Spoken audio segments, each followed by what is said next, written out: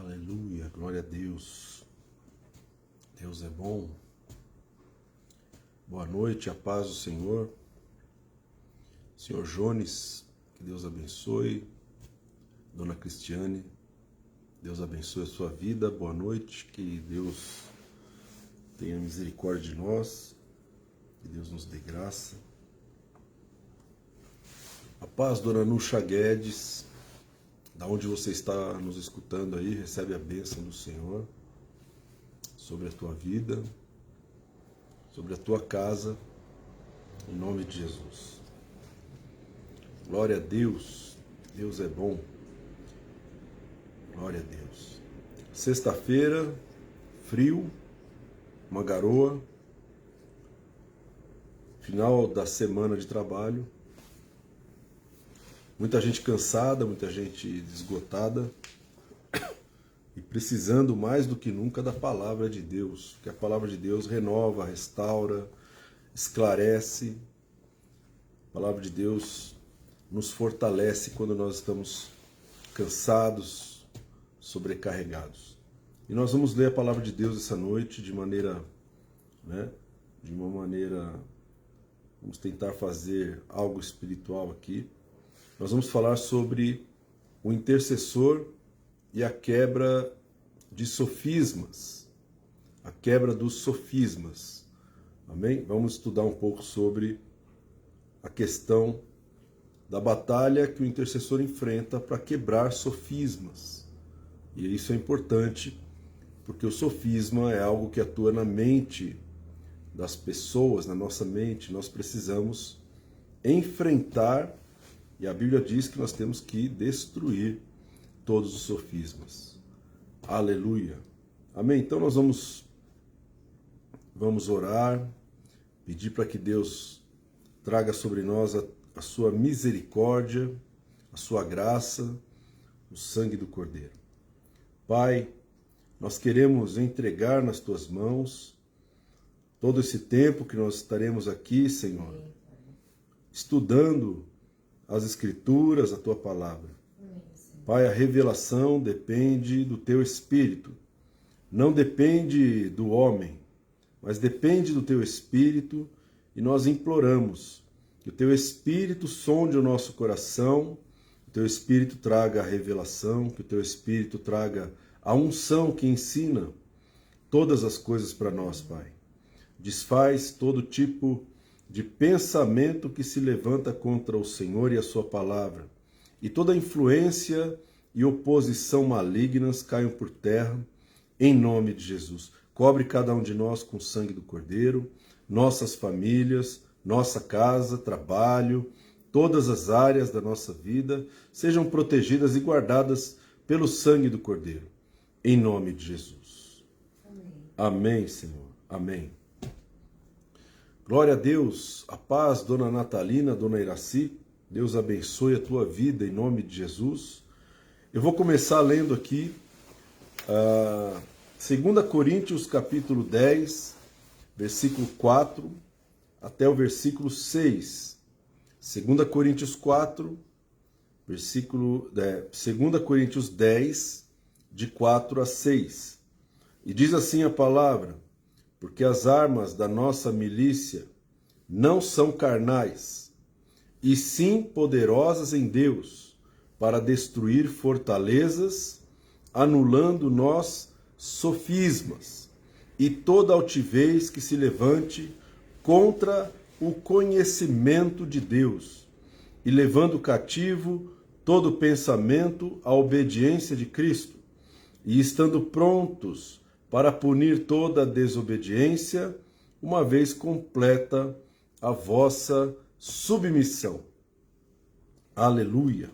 Então, primeira coisa que eu entendo sobre essa palavra é que existe uma batalha acontecendo, existe uma guerra, existe um combate acontecendo.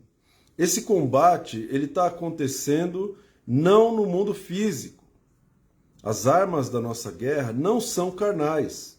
Então, a guerra que Paulo está se referindo não é uma guerra carnal, não é uma guerra física, onde você precisa matar outro ser humano, ferir outro ser humano, vencer outro ser humano no mundo físico.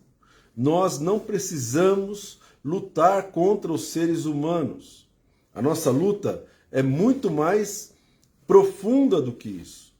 As armas da nossa guerra não são carnais. Ora, se a batalha não é no mundo físico, nós não precisamos de armamento físico, não precisamos de revólver, né, escopeta, ou metralhadora, ou estilingue, ou qualquer outra arma física. Nós não precisamos dessas armas. Essas armas para nós, elas não servem para nos dar vitória. Não vai servir a gente se armar, a gente ter arma de fogo, né? Porque a nossa guerra não é carnal, não é física. Né? Então, esse é o primeiro ponto. Eu acho que é um ponto bem importante, porque muita gente parte para o físico, né? E acha que a sua batalha é no mundo físico, quando não é. A nossa guerra não é física, irmão. E o intercessor precisa perceber quando ele está saindo do campo de batalha, que é espiritual, e ele está começando a cair para um campo de batalha que é carnal. Quando ele começa a se apropriar de armamento carnal, armamento que é físico. Quando o intercessor é levado para o campo errado de batalha, ele nunca vai ter vitória, nunca vai ter êxito. Qualquer batalha que ele se envolver no campo físico vai trazer para ele derrota, porque no campo físico o mundo jaz no maligno. Existem hostes espirituais que atuam no mundo espiritual. Mas no mundo físico, irmão, nós precisamos compreender que as armas físicas para nós não servem. Aonde se estabelece a vitória é no mundo espiritual. Depois que você estabelece a vitória no mundo espiritual, é que a vitória será estabelecida no mundo físico. Ela vai se manifestar na terra. Primeiro você vence no mundo espiritual, para depois você vencer no mundo físico. Por conta disso, o armamento que nós precisamos nos apropriar não é carnal, né? Mas as nossas armas são poderosas em Deus. Então eu preciso descobrir que armamento poderoso em Deus é esse que Paulo está falando para a igreja. Paulo está dizendo, olha, você precisa se apropriar do armamento correto e que não é carnal. Você precisa se apropriar do armamento poderoso. O armamento poderoso é um armamento que vem de Deus para nós. Deus nos dá esse armamento, né? A armadura, nós temos o capacete da salvação, a espada do Espírito, o escudo da fé, a couraça da justiça. Nós temos a sandália da preparação. Essa é a vestimenta de um guerreiro espiritual, de um intercessor. O intercessor nunca vai ter vitória se ele tiver de terno, gravata e não tiver o armamento poderoso em Deus na vida dele. Ele pode ter vitória no mundo físico, como ser elogiado, ser visto, ser notado, né? Ser glorificado. Olha como ele é espiritual. Mas ele não é ninguém no mundo espiritual. Então, o armamento do intercessor, ele está nas regiões celestiais. É lá que ele é conhecido, é lá que ele é identificado como um soldado do Senhor, como um guerreiro do Senhor. E não aqui, não na terra. Então, a batalha, ela é espiritual, é nas dimensões espirituais. Então, temos que tomar muito cuidado quando nós estamos batalhando as batalhas da nossa vida, as guerras que se apresentam aí, né? Os levantes, né? O que as pessoas fazem contra nós, né? O que acontece ao nosso redor, nós temos que começar a interpretar de maneira espiritual. Porque se você for para o mundo físico, irmão, você vai se vingar, você vai querer justiça, vai querer sangue, vai querer morte. E não é por aí.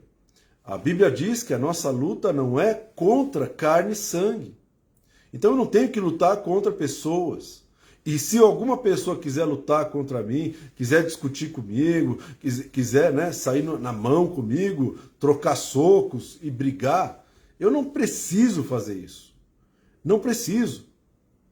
Então eu preciso me posicionar como um intercessor no mundo espiritual. Então eu preciso me apropriar do armamento correto. Esse armamento correto é poderoso em Deus para destruir as fortalezas. E aí tem outra dimensão da batalha. Não é uma batalha contra uma barraca de pano. Não é uma batalha contra, né, é como aquele negócio dos 3 porquinhos, é contra uma casa de palha. Quando você chega, você pode até destruir a casa com o pé.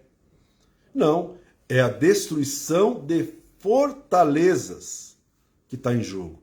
Então, a intercessão, quando se apropria do armamento correto, ela começa a ir contra fortalezas. Não é algo tranquilo. É como a batalha de Jericó. A intercessão vai contra Jericó. Não vai contra Ai em primeiro lugar. Não vai contra o que é mais fácil em primeiro lugar. Vai contra o que é mais difícil, complicado. Essas fortalezas, elas também não são físicas. As fortalezas são espirituais. Fortalezas de pecado, fortaleza de religiosidade, fortaleza na mente, fortaleza coletiva. Muitas pessoas envolvidas em uma certa doutrina que afasta as pessoas de Deus. Isso é uma fortaleza. As pessoas acreditam em uma mentira, em algo errado, que leva elas para longe de Deus. É uma fortaleza. Isso tem que ser quebrado pela intercessão, pela oração. Isso não pode ser quebrado pelo convencimento. Tem que ser com guerra. Tem que ser com batalha. E a batalha não é carnal, não é no mundo físico. Para eu destruir essa fortaleza, eu preciso me apropriar de armamento espiritual. E qual é o principal armamento? Um dos principais armamentos é a revelação da palavra. É quando o Espírito te inspira na palavra de Deus e você começa a liberar essa palavra no mundo espiritual. Então, essa palavra revelada é a espada do Espírito. É quando você corta, é quando você destroça o teu inimigo, o espírito maligno que está agindo na mente daquela pessoa, com aqueles pensamentos, com aquela obsessão, com aquela compulsão. Quando a pessoa está obcecada com uma ideia, né, obcecada em separar da sua esposa, obcecado em fazer coisas que vão afastá-lo de Deus, que vão trazer destruição, que vão trazer morte. Essas ideias acabam gerando comportamentos, acabam gerando atitudes e geram também decisões. Esses pensamentos são as fortalezas. Fortalezas que estão na mente das pessoas. Um nível de guerra chamado nível oculto. Quando as pessoas têm uma filosofia grega, uma filosofia totalmente maligna, uma filosofia idólatra, uma filosofia errada. Essa filosofia é a fortaleza que tem que ser quebrada. E ela não é quebrada pela lábia, pela oratória, por uma aula, por um ensinamento. Ela é quebrada, irmão, nas regiões celestiais através da guerra, através da batalha, através do combate. Nós precisamos ser conduzidos pelo Espírito para destruir as fortalezas. Né? Espírito Santo, adestra minhas mãos para a batalha, meus dedos para a guerra. Me treina, Espírito Santo. Essa tem que ser a oração do intercessor. Pede treinamento para Deus para destruir fortalezas. Porque quando você começa a destruir uma fortaleza, você começa a destruir outra fortaleza, a sua vida e ao redor da sua vida começa a mudar. Você destrói a fortaleza de confusão na sua casa, destrói uma fortaleza de miséria na sua vida, ou na vida dos seus familiares. você destrói uma fortaleza de pecado na vida das pessoas que você ama, das pessoas que Deus te entrega para que você ore por elas, na vida da igreja. Então, são fortalezas que precisam ser destruídas por meio dos armamentos poderosos em Deus. Tem muita fortaleza para ser destruída. Por isso Paulo está falando, poderosas em Deus para destruir fortalezas. E uma das primeiras coisas que ele fala a respeito da destruição das fortalezas é a anulação ou a quebra do sofisma. E essa palavra sofisma, a gente não está acostumado a ouvir. O que é um sofisma? Sofisma é uma palavra, logismos, uma palavra grega, logismos, que significa lógica, que significa razão, pensamento, que significa julgamento, né? Ou seja, aquilo que você está pensando de maneira lógica, de maneira natural, é um sofisma. Então, existem sofismas dentro da mente humana que precisam ser anuladas. Sofismas são meias-verdades, são razões que ninguém pode quebrar, são julgamentos. Pessoas, elas julgam tendo como base a lógica e não a palavra de Deus, e não o Espírito de Deus. As pessoas julgam. Isso é um sofisma. Quando uma pessoa está sendo movida por sofismas, ela se torna uma pessoa religiosa, ela se torna uma pessoa dona da verdade, ela se torna uma pessoa que tem orgulho de si mesma. Aquela soberba começa a tomar conta dela. Ela tem orgulho do seu sofisma. O sofisma é algo que vai formar uma fortaleza. Vários sofismas, vários pensamentos são como se fossem blocos, tijolos, pedras que compõem uma fortaleza. Então, se você pegar uma fortaleza, ele é composto de vários blocos que estão unidos por meio de argamassa, por meio de barro, e aí aquilo se torna intransponível. Então Paulo está falando que quando você pega as suas armas espirituais, a fé, né, a espada do Espírito, quando você toma todas as armas espirituais e começa a fazer combate, você precisa anular os sofismas para que as fortalezas sejam quebradas. Então, como que nós vamos quebrar essa fortaleza? Um bloco de cada vez. Nós vamos destruir a fortaleza como? Nós vamos combater cada um dos sofismas que existem naquela mente, na mente das pessoas. Mudar o conceito a respeito de qualquer assunto, né? Então, é necessário a intercessão no mundo espiritual, fazendo combate espiritual, para que a palavra de Deus entre na mente, entre no coração, no espírito da pessoa, e o sofisma seja quebrado. O sofisma seja anulado. Pare de influenciar o comportamento, pare de influenciar o coração, pare de influenciar as atitudes e decisões.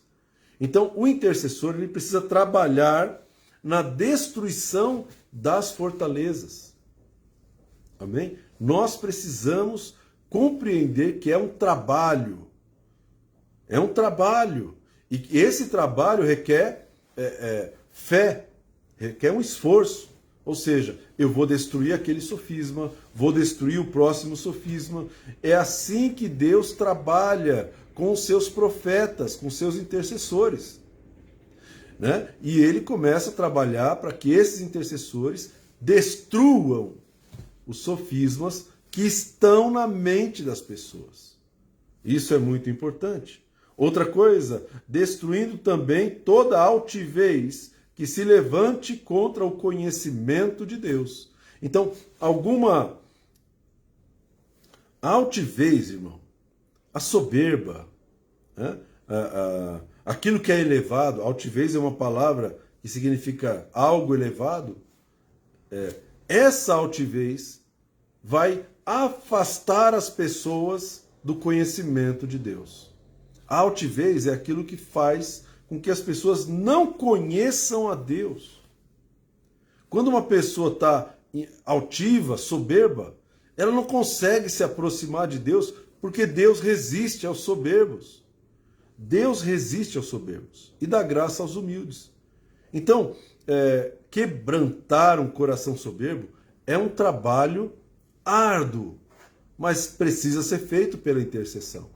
Senhor, a tua palavra é como um martelo, e o coração das pessoas endurecidos é uma penha, é uma rocha, uma pedra. Então, a tua palavra pode esmiuçar aquela pedra. A tua palavra diz, Senhor, que o Senhor transformaria corações de pedra em corações de carne. São intercessões e orações que estão fazendo com que a altivez seja quebrada, a soberba seja quebrada, seja destruída toda a altivez. E outra coisa, levando cativo todo o pensamento à obediência de Cristo. Os pensamentos, eles são o despojo de guerra de um intercessor. Depois que você vence um combate, que você anula um sofisma e que você destrói uma altivez, você leva cativo, como resultado daquela batalha, o pensamento à obediência de Cristo. Senão a pessoa não consegue obedecer porque ela tem sofismas no seu pensamento. Ela está cheia de razões, ela está cheia de lógicas. E essa lógica vai impedir a obediência a Cristo. Porque o pensamento está tomado com essa verdade humana, com a sabedoria humana. Então é importante que o intercessor trabalhe de maneira estratégica, quebrando sofismas de maneira específica. Tem um sofisma, tem uma soberba, Deus revela essa soberba. Deus revela o sofisma que está na mente daquela pessoa. Se eu tenho um sofisma na minha mente, eu preciso de alguém para ajudar a fazer um combate para destruir esse sofisma, para que eu possa me tornar obediente a Cristo, obediente à palavra de Deus. Amém? E aí a gente percebe como Deus é bom, como Deus é bom. Deus podia simplesmente enviar o seu Filho a esse mundo, né, para morrer pelos nossos pecados, e depois ele poderia exigir obediência, exigir, impor a obediência, impor a lei. Mas, assim como o Filho de Deus, Jesus, veio voluntariamente, e ele, durante 3 anos e meio, lutou para destruir os sofismas na mente daqueles apóstolos, daqueles discípulos, ele também quer que nós façamos a mesma coisa. Ou seja, nós precisamos destruir aquilo que impede as pessoas de obedecer a Cristo. Precisamos destruir sofismas, altivez e fortalezas. São os alvos de oração. São os alvos de intercessão. Né? Tem gente que quando você vai conversar, você não consegue dialogar com a pessoa porque é sempre ela que está certa. Então quando uma pessoa sempre ela que está certa, irmão, ninguém mais está certo, todo mundo está errado, a pessoa que está certa. Você está diante de uma pessoa que tem um sofisma, uma lógica, que tem uma altivez e que está dentro de uma fortaleza. Você não consegue entrar nessa fortaleza. Fortaleza, quem está dentro não consegue sair, quem está fora não consegue entrar. Então, para que você possa gerar naquela pessoa uma obediência, uma pessoa obediente a Cristo, você precisa tomar cativo o pensamento dela. Mas para tomar cativo, você precisa destruir cada sofisma e destruir a altivez que está na vida daquela pessoa. Aí ela vai ser liberta do sofisma, ela vai ser liberta da altivez e ela vai conseguir obedecer a palavra de Cristo. Amém? Então, o reino de Deus não é uma ditadura. não é um império, não é algo imposto pelo Senhor, né? Então, o Senhor, ele destrói aquilo que nos impede de obedecer a sua palavra. Glória a Deus. Então, o intercessor tem que ter essa consciência.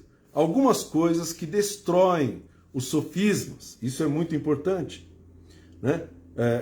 Duas coisas eu separei aqui para que a gente possa orar sobre isso. A primeira coisa está em João 8, 31 e 32, que diz assim: disse, pois, Jesus aos judeus que haviam crido nele: se vós permanecerdes na minha palavra, sois verdadeiramente meus discípulos, e conhecereis a verdade, e a verdade vos libertará.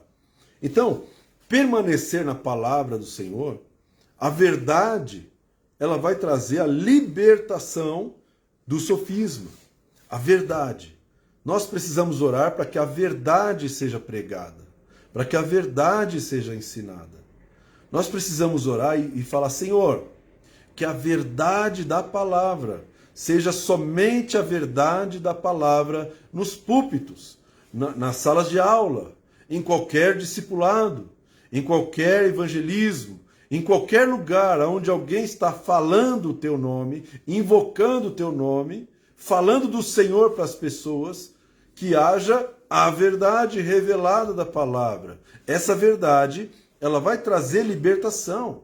A verdade, ela vai trazer a quebra do sofisma, a quebra da fortaleza, porque a verdade é a própria palavra de Deus. A verdade é o próprio Deus. Jesus falou assim: eu sou o caminho, a verdade e a vida. Então a verdade é o próprio Senhor Jesus. Quando a verdade está sendo dita, quando a verdade está sendo liberada sobre uma pessoa, o sofisma está sendo confrontado na vida daquela pessoa. E nós precisamos orar. Senhor, libera a tua verdade na boca dos teus servos. Não importa quem seja. Não importa quem seja a pessoa que vai trazer a palavra, não importa. Não importa o nome, não importa a roupa, não importa o título, não importa o ministério, a unção. Nada disso importa para uma pessoa. O que importa é que a verdade seja dita.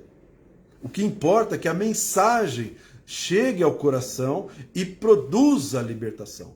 Todo o resto, irmão, é totalmente superficial e supérfluo. Não precisa de nada disso. O que nós precisamos é da verdade que liberta. É da palavra de Deus. A palavra de Deus é que vai trazer libertação. O restante é só perfumaria, que uma hora fica fedido, porque o perfume vence, né? O restante é só aquela coisa né, para criar um clima espiritual. Não precisa. Mas a palavra de Deus é isso que vai destruir o sofisma. O intercessor precisa gerar, né? Gerar na sua intercessão a palavra. Senhor, qualquer que seja o pregador, qualquer que seja o pastor, qualquer que seja o evangelista ou profeta, Senhor, fala. Usa a boca dessa pessoa, usa a língua dessa pessoa, inspira essa pessoa para que a verdade venha e a verdade possa libertar. Amém? Então, isso não pode faltar, isso é base. É base para a intercessão. A intercessão ora para que os pastores sejam inspirados por Deus e não pela sua própria lógica, e não pelo seu próprio raciocínio, e não pela sua própria interpretação da palavra, mas a inspiração de Deus é o que tem que vir na vida de todo mundo. Nós oramos para que Deus fale, né? Ouvir um homem não vai levar a lugar, é perda de tempo. Mas ouvir a palavra de Deus é algo sobrenatural, irmão. É quando aquela palavra tem vida, e isso vai produzindo dentro das pessoas libertação. A pessoa que recebe uma palavra revelada, ela tem a vida completamente transformada. Uma palavra revelada muda a vida de uma pessoa. Uma única palavra. Amém? Uma única palavra faz a pessoa andar sobre as águas. Então, essa verdade é que vai trazer libertação. Essa verdade vai trazer cura.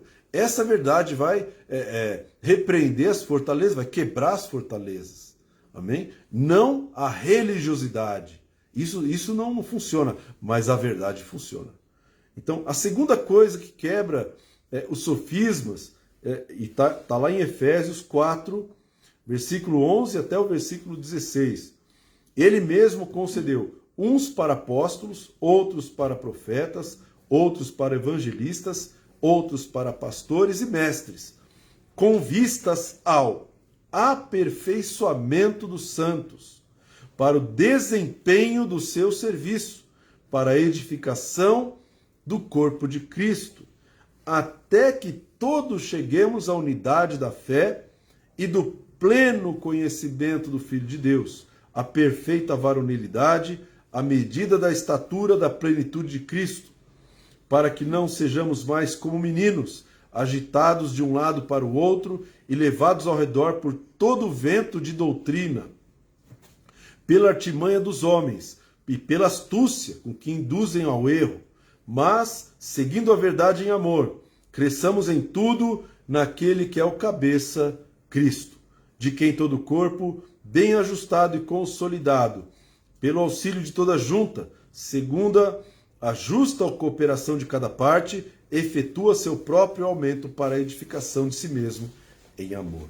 É um texto que traz muita coisa, muitas palavras rebuscadas. Puxa, o que será que ele quis dizer? A interpretação do texto, né? Ela se torna difícil porque são muitas palavras que nós não usamos no nosso dia a dia. Mas, basicamente, meu irmão, nós podemos entender a primeira coisa que Jesus, o próprio Jesus, fez no seu corpo, na igreja. Ele mesmo concedeu uns para apóstolos. Ele mesmo. Não foi um homem, não foi uma pessoa humana, não foi um demônio, não foi um anjo. Ele mesmo concede uns para apóstolos, outros para profetas. E aí você tem 5 funções espirituais dentro da igreja. Essas 5 funções espirituais vão trazer aperfeiçoamento na vida dos santos. As 5 funções, as 5 unções ministeriais, 5 trabalhos ministeriais, que é trabalho. Ministro é trabalhador, é servo, aquele que está servindo a igreja, servindo com palavra, servindo com profecia, servindo com direção. Esses 5 ministros, eles vão atuando em unidade, atuando em conjunto, eles vão trazer aperfeiçoamento. O aperfeiçoamento vem através de 5 pessoas e não através de uma pessoa. Não vem só através de um pastor, ou através de um apóstolo, ou através de um único profeta. O aperfeiçoamento depende de 5 pessoas. Por isso ele fala, ele concedeu uns para apóstolos, outros. Senão ele não usaria essa palavra. Outros para profetas, outros para evangelistas, outros. Ele está dizendo que são pessoas diferentes. Não é a mesma pessoa com todas as unções juntas. Por quê? Porque cada um desses ministros de Deus tem a sua própria característica, tem a sua própria alçada, o seu nível de autoridade na palavra, no evangelismo, a sua visão. Ela vai ser única. E isso é importante, né? Deus trabalha com especialistas. O apóstolo é um especialista, o profeta é outro especialista, né? O evangelista é outro especialista, uma pessoa que está dotada por Deus, capacitada por Deus para fazer o evangelismo. Então Deus trabalha com especialistas. Deus não trabalha com uma pessoa que faz tudo. Uma pessoa que faz os cinco serviços é uma pessoa que faz 5 serviços de qualquer maneira. Porque ela não é uma especialista, não vai conseguir trabalhar e não vai aperfeiçoar, porque Deus deu um para apóstolo, outro para profeta, outro para evangelista. Então cada um tem que permanecer no seu próprio chamado, na sua própria carreira, na sua própria fileira, na sua própria visão e unção. Cada um tem que fazer aquilo que foi chamado para fazer.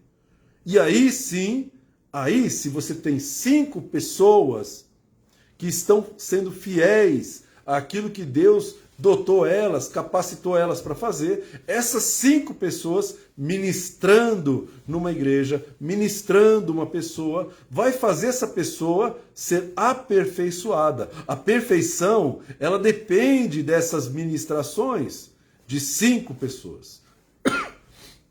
O que aconteceu na igreja foi que Satanás foi destruindo um ministério, destruindo outro ministério, e as igrejas, elas seguem apenas um ministério. Ou um pastor, ou um profeta, ou um apóstolo, uma pessoa, e não 5 ministérios. E aí, o aperfeiçoamento, ele se torna difícil, a destruição do sofisma se torna difícil. Amém? Então, aperfeiçoar alguém para o desempenho do seu serviço depende de 5 pessoas diferentes, ministrando cada um na sua unção, que são apóstolo, profeta, evangelista, pastor e mestre. Foi esse o desenho que ele mesmo, o próprio cabeça da igreja, ele mesmo desenhou. Esse é o projeto. Esse é o modelo de Deus para que o seu corpo seja aperfeiçoado. Amém? E, é lógico, a edificação do corpo de Cristo é o que acontece quando essas 5 pessoas, elas estão ministrando na igreja.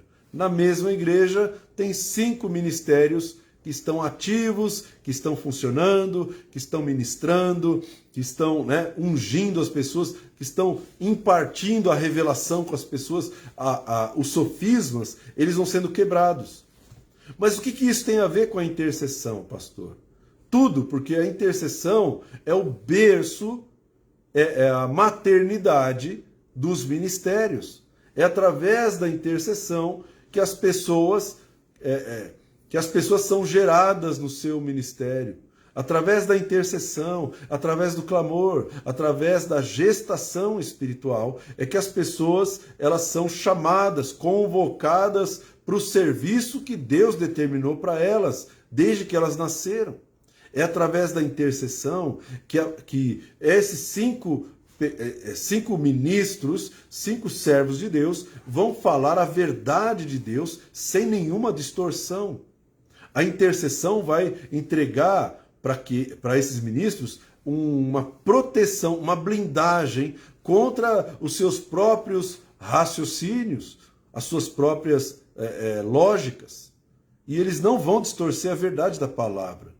Amém? Então, a intercessão precisa proteger os 5 ministérios, precisa gerar os 5 ministérios, precisa gerar os apóstolos, profetas, evangelistas, pastores e mestres. Então, a função básica dos 5 ministérios é preparar, aperfeiçoar pessoas para o desempenho do seu serviço.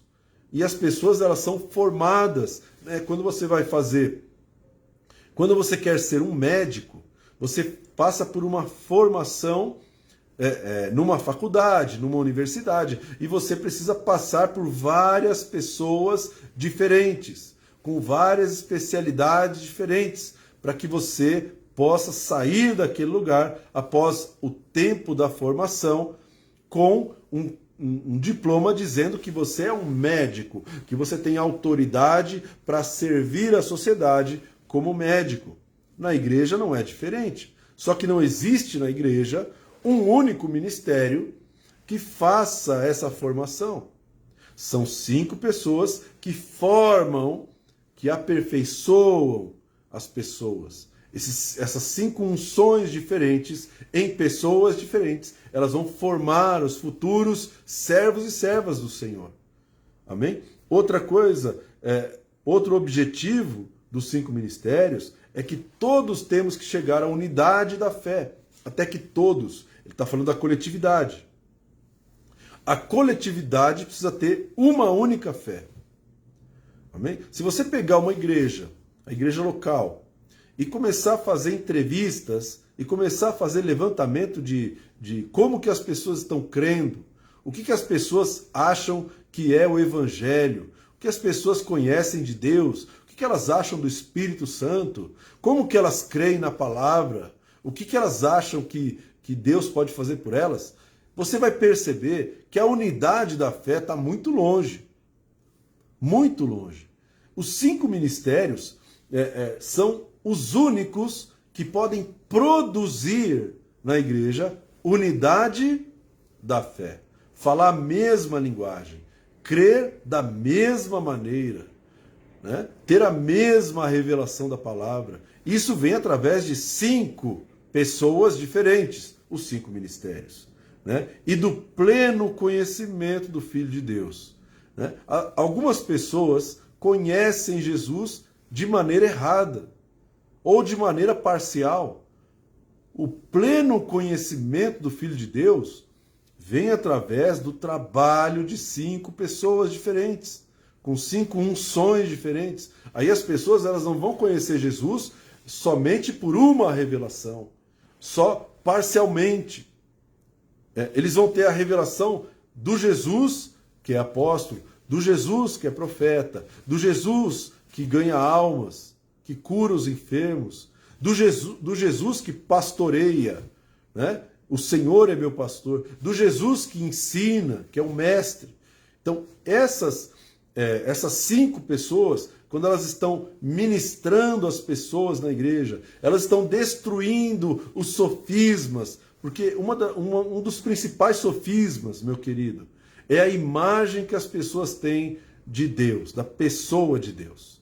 A imagem de um Deus irado, a imagem de um Deus que cobra, de um Deus que julga, de um Deus que está sempre pronto para castigar, para amaldiçoar, para jogar no inferno. É uma imagem parcial, é uma imagem errada.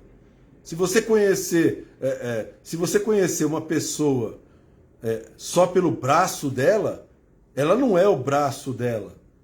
Ela é a cabeça, ela tem as pernas, ela tem o tronco e ela tem a mentalidade, as ideias. Então, conhecer Jesus depende desses aspectos. Olha, Deus determinou que fosse assim.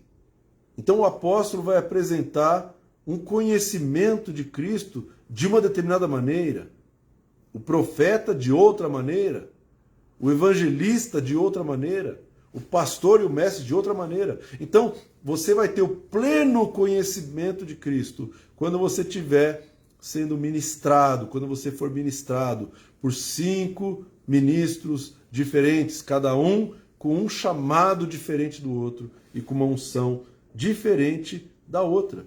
A perfeita varonilidade. Você sabe, irmão, que o trabalho do intercessor com relação aos 5 ministérios, ele é muito profundo, porque ele precisa não só implorar para que Deus possa trazer a verdade na boca dos 5 ministros, mas ele precisa também orar até que todos cheguem à perfeita varonilidade. O que é a perfeita varonilidade? São pessoas maduras, à medida da estatura da plenitude de Cristo, pessoas maduras, pessoas que conseguem tomar decisões, pessoas que conseguem ser guiadas pelo Espírito de Deus, pessoas que conhecem a palavra de Deus, conhecem a Deus, conhecem a pessoa de Deus, conversam com Deus, ouvem a Deus, pessoas que não se abalam com as notícias, pessoas que são capazes de superar os desafios da vida, são capazes de enfrentar o que a vida, o que esse mundo está trazendo para elas. Perfeita varonilidade. Pessoas que são corajosas, pessoas que são pacientes, pessoas que são perseverantes, são características de pessoas maduras. Então nós precisamos atingir a perfeita varonilidade. Como a igreja tem falta de pessoas maduras, né? Muitas vezes eu procuro pessoas maduras para me aconselhar, para ministrar, mas às vezes eu vejo pessoas que têm atitudes infantis, e aí eu falo, e agora? Agora busca no Senhor, busca no Senhor. Então a igreja, ela precisa de pessoas maduras. Essas pessoas não nascem prontas, elas passam pelo processo de amadurecimento. E esse processo depende de 5 ministérios. E os 5 ministérios dependem da oração, da intercessão e da gestação espiritual. Amém? Outra coisa importante nesse texto, para que nós não sejamos mais como meninos agitados de um lado para o outro. Então, as igrejas, né, elas de repente elas estão sendo agitadas de um lado para o outro. O menino, ele é agitado de um lado para o outro.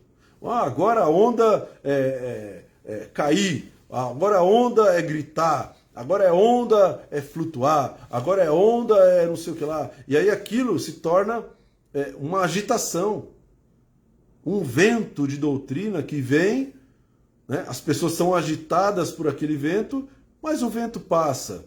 E o que sobra, muitas vezes, a maioria das vezes, o que sobra são pessoas que não cresceram.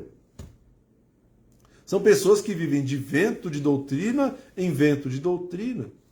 Pessoas que têm coceira nos ouvidos porque elas gostam do espetáculo, gostam daquelas situações onde elas sentem, né, eu estou aqui nos Vingadores, eu estou aqui no filme dos Vingadores, com aqui toda aquela superprodução, né? E isso aí é tudo carne, irmão, carne.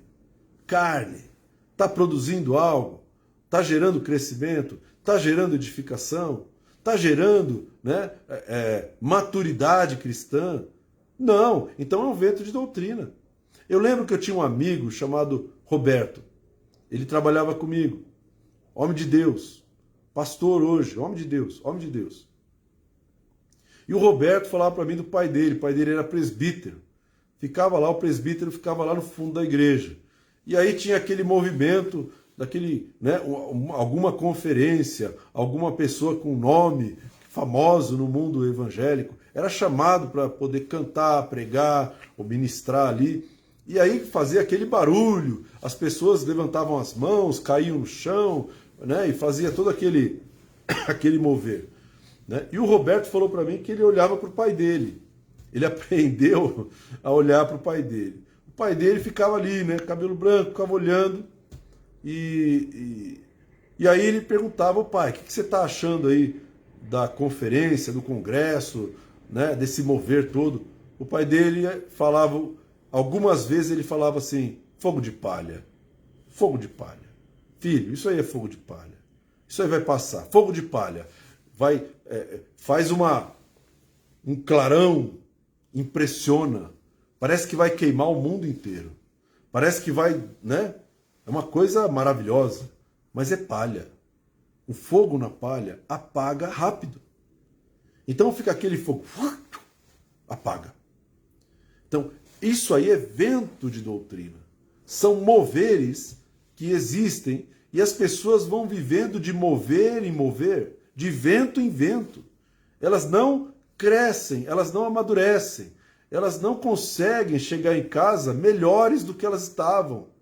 Não conseguem chegar em casa e apresentar uma pessoa melhor para sua família. Apresentar uma pessoa madura, uma pessoa centrada, uma pessoa que venceu o pecado, que venceu a carne, que venceu o mundo. Uma pessoa que tem a revelação como rocha. Né? Chega em casa e aí continua com os mesmos sofismas na mente. As mesmas fortalezas. E ela se torna uma pessoa altiva. Porque ela foi na conferência. Porque ela foi no congresso. Porque ela recebeu a unção A, B ou C. E aí ela se torna altiva. Então, isso tudo é o quê? Isso é o engano, artimanha dos homens, pela astúcia com que induzem ao erro. Isso é o fruto. Quando você olha o fruto, você conhece a árvore. E se você olhar um grande mover dentro de uma igreja e você não vai vendo fruto, você não vai vendo ministérios, você não vai vendo pessoas maduras, restauração de casamentos, você não vê nada disso, o que você vê é só nome de homens sendo glorificados, meu irmão, você está neste quadro que tem que ser destruído pelos 5 ministérios. Os 5 ministérios servem para destruir a artimanha dos homens, não a artimanha dos demônios. A artimanha dos homens pela astúcia com que induzem as pessoas ao erro. Então, homens podem me induzir ao erro. Pessoas podem me induzir ao erro. E eu preciso filtrar o que está sendo liberado do altar. Esse é o trabalho do intercessor. Pai, filtra. Não permita que a palavra do homem, que o engano, a artimanha do homem, tenha resultados aqui nessa igreja. Não permita, Pai, que um vento de doutrina chegue aqui e engane as pessoas e mais, induza as pessoas ao erro. Induza as pessoas a cometerem mais erros do que elas cometiam. Então isso tudo parte da intercessão, orando pelos 5 ministérios, para que do altar, daquele púlpito, saia apenas a palavra que vai destruir os sofismas e que vai destruir as fortalezas e que não vai deixar ninguém altivo. Amém? Glória a Deus. Então é muito importante compreender o que é os 5 ministérios. Ele serve para fazer as pessoas serem maduras, aperfeiçoadas. Qualquer outro propósito dos 5 ministérios deve ser desconsiderado. Deve ser considerado como anátema, porque não está na palavra de Deus. A palavra de Deus mostra 5 ministérios e para que eles existem. Né? E o principal foco desses 5 ministérios é trazer uma palavra que vai destruir o sofisma na mente das pessoas. O sofisma precisa ser destruído. E grava bem uma coisa, irmão. O sofisma, ele tem que ser destruído e não substituído. Eu não posso tirar a pessoa de um sofisma colocando outro sofisma. Tirar a pessoa de uma lógica errada colocando outra lógica errada. Né? As duas lógicas vão aprisionar a pessoa dentro de uma fortaleza. E ela não vai conseguir sair dali.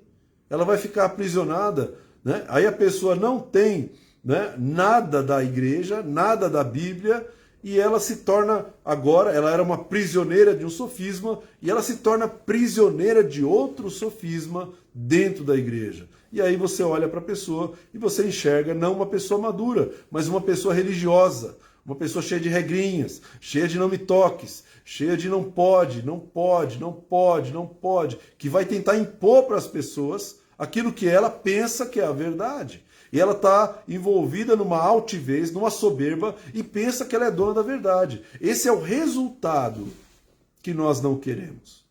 Por isso, meu querido, nós precisamos orar para que os 5 ministérios possam ministrar a palavra verdadeira de Deus. Para que a palavra não seja distorcida, para que a palavra não seja manipulada, que ela não seja contaminada, que ela não seja usada para benefício próprio, ou benefício financeiro, ou benefício de poder, ou benefício de fama, ou qualquer outro benefício. A oração da intercessão, ela tem que proteger o que sai do altar e gerar uma palavra pura, uma fonte pura. Aí vai destruir todas as fortalezas. As pessoas que estão sendo ministradas, elas serão libertas, serão curadas, serão restauradas. Porque a mentalidade está mudando, a cultura está mudando. Você não substitui uma cultura maligna por outra cultura maligna. Não dá, a pessoa vai continuar navegando no sofisma demoníaco, na razão, na lógica errada. E outra, meu irmão, quando essa pessoa, né, quando nós falamos de altivez, né, destruindo toda altivez e todo sofisma, anulando todo sofisma. Sofisma é a lógica. Altivez é uma palavra que significa algo elevado. E eu quero que você grave bem isso, porque o intercessor, ele precisa destruir algo elevado. Né? A palavra de Deus, ela diz assim, em Provérbios 21:4, olhar altivo e coração orgulhoso, a lâmpada dos perversos são pecado. Altivez é pecado. Altivez é pecado. Romanos 8:38 diz uma palavra que a gente já ouviu muitas vezes, porque estou bem certo de que nem a morte, nem a vida, nem os anjos, nem principados, e nem as coisas do presente, e nem as coisas do futuro, e nem os poderes, e nem a altura, nem a profundidade, nem qualquer outra criatura poderá nos separar do amor de Deus que está em Cristo Jesus. Ora, da lista que Paulo está descrevendo, que tenta me separar de Deus, a altura é a palavra que eu encontro que foi utilizada em Corinto, anulando a altivez, a altura. Então, presta bem atenção, a altivez vai tentar afastar as pessoas de Deus. A altivez. E altivez, irmão, é algo elevado, uma estrutura elevada. É algo que você coloca lá em cima. Né? Eu vou te falar uma palavra que é altar. Altar, a palavra hebraica ara, significa elevação. Elevação. Quem nós estamos elevando? Quem está sendo elevado? Essa é a pergunta que nós precisamos responder dentro de nós. Porque ele está falando, nós precisamos destruir a altivez. A altivez é a altura. A altivez são as coisas elevadas, são as coisas que são consideradas, as coisas grandes, né? Isso é forte, irmão. Porque nós precisamos destruir exatamente a soberba. Aquilo que faz as pessoas ficarem se sentindo maiores do que os outros, melhores do que os outros. E isso é ruim. Deus abomina, é pecado. Nós acabamos de ler sobre isso, né? Salmo 101:5 diz assim: o que as ocultas calunia o próximo, a esse destruirei. O que tem olhar altivo e coração soberbo, não o suportarei. Então, altivez e soberba, Deus não suporta. Aliás, irmão, quando você encontra alguém soberbo e altivo, é difícil de você conviver com essa pessoa. Por quê? O próprio Deus não suporta essa pessoa. Uma pessoa que sabe tudo, uma pessoa que conhece tudo, uma pessoa que se acha melhor do que os outros. Então, essa pessoa é intragável para Deus, né? Outra coisa, Isaías 2:12, porque o dia do Senhor dos exércitos será contra todo soberbo e altivo, e contra todo aquele que se exalta, para que seja abatido. O dia do Senhor dos exércitos será contra todo aquele que se exalta, para que ele seja abatido, contra todos os cedros do Líbano, altos, muito elevados, contra todos os carvalhos de Baçã, contra os montes altos, contra os outeiros elevados, contra toda torre alta, e contra toda muralha firme, contra todos os navios de Tarsis, e contra tudo que é belo à vista. A arrogância do homem será abatida, e a sua altivez será humilhada. Só o Senhor será exaltado naquele dia.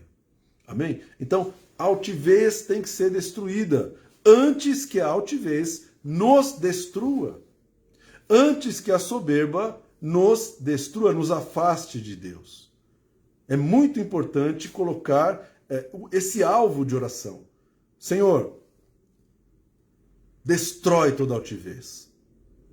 Destrói a soberba. Pessoas que querem ser honradas, pessoas que querem ser elevadas, pessoas que falam, Deus vai me honrar, Deus vai me elevar, Deus vai me colocar em posição de honra, Deus já fez isso, mas a pessoa, ela quer o quê? Ela quer altivez, ela quer soberba. Para ela não basta a obra que Deus já fez. Porque a Bíblia diz em Efésios que nós já estamos assentados nas regiões celestiais em Cristo Jesus. Então, que busca é essa de ser honrado? Que busca é essa de ser exaltado? Deus vai me exaltar, Deus vai te exaltar. Meu irmão, você e eu já estamos num lugar que nós não compreendemos. É um lugar de muita autoridade, de muito poder, assentados nas regiões celestiais em Cristo Jesus. Você não vai chegar lá. Você já chegou. Então, altivez é uma pessoa que quer se sobressair, porque o coração dela já é soberbo e ela precisa de reconhecimento humano, ela precisa de elogio. E a Bíblia diz, né? Jesus diz, né? Não o Renato. Jesus diz o seguinte: quando você orar, não seja como os hipócritas, porque eles oram para serem vistos pelos homens. Ele diz: em verdade vos digo que esses daí já receberam o seu galardão. Eles já receberam a sua recompensa. Qual é a recompensa que eles receberam?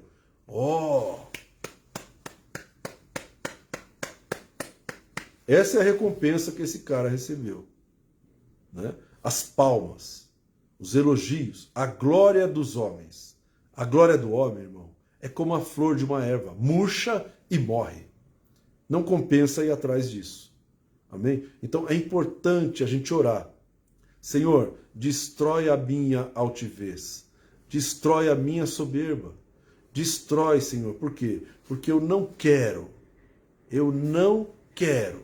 ficar aprisionado numa fortaleza de sofismas e de altivez, porque isso vai me afastar do Senhor. Amém? Então, que Deus te dê entendimento quando você estiver orando, que Deus te dê inspiração, que Deus te dê a palavra, que o Senhor te conduza em todas as coisas. Amém? Que Deus te abençoe. Nós vamos orar. Pai, nós queremos te agradecer pela tua palavra escrita, pelo teu ensinamento. Pai, que o teu ensinamento permaneça dentro do nosso coração. Somente aquilo que veio do Senhor, Pai. Perdoa todas as vezes que nós ficamos debaixo de uma obsessão por causa de sofismas, logismos que está dentro da nossa mente, Pai. Perdoa também toda altivez que se levanta contra o conhecimento do Senhor. Perdoa, Pai, quando nós não nos quebrantamos na Tua presença, quando nós não nos humilhamos diante do Senhor, quando nós não nos humilhamos, quando nós não permitimos a humildade no nosso coração. Perdoa todas as vezes que nós buscamos lugares elevados, quando nós buscamos honra própria, quando nós glorificamos homens e nós queremos a mesma glória para nós. Nós trabalhamos pelos motivos errados. Então, Pai, quebra tudo isso, destrói tudo isso, que a Tua palavra revelada, ela saia da boca dos Teus servos, os 5 ministros que o Senhor levantou e entregou para a igreja para que nós sejamos aperfeiçoados, Pai. Nós queremos ser ministrados pelos 5 ministros que o Senhor determinou. Então, Pai, nos ensina.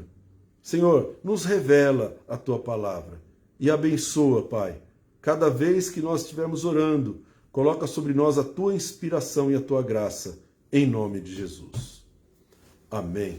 Amém, meu querido, minha querida. Que Deus te abençoe, que Deus te guarde, que Deus faça resplandecer o seu rosto sobre ti, que Deus tenha misericórdia de ti, que Deus te dê a paz, que Deus te abençoe ricamente. Amém? Até a próxima. Fica na paz.